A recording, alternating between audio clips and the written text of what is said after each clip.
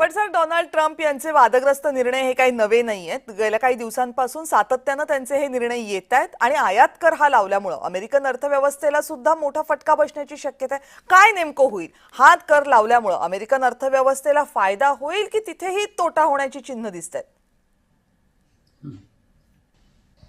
संकटात सापडलेल्या अमेरिकन अर्थव्यवस्थेला या गर्तेतून बाहेर काढण्यासाठी आणि अमेरिकेमध्ये स्थानिक उद्योगांना चालना देण्यासाठी डोनाल्ड ट्रम्प यांनी गेल्या काही महिन्यांपासून जे अनेक निर्णय घेतलेले आहेत ते निर्णय मोठ्या प्रमाणावर वादग्रस्तच ठरत नाही, ते जागतिक अर्थकारणावरती मोठ्या प्रमाणावरती परिणाम करणारे ठरत आहेत.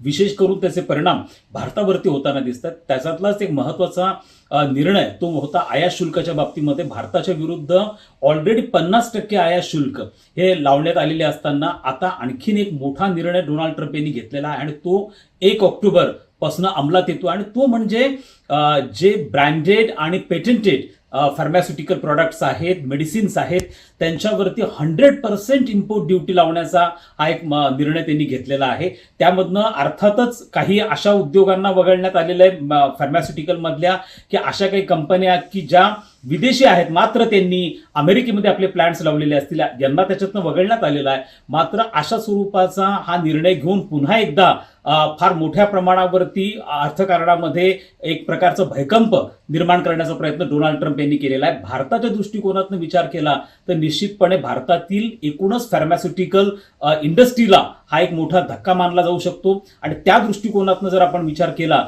तर पुढच्या काळामध्ये आणखीन एक सेक्टर असा आहे, म्हणजे यापूर्वी गारमेंट असेल, चामड्याचा उद्योग असेल, जेम्स आणि ज्वेलरी असेल, ॲग्रिकल्चर प्रोडक्ट असतील, यानंतर आता हे एक 5वं सेक्टर असं आपल्याकडचं राहणार याच्यामधलं फार्मास्युटिकल, की जे या संपूर्ण गोष्टींमुळे अफेक्ट होण्याची शक्यता नाकारता येत नाही.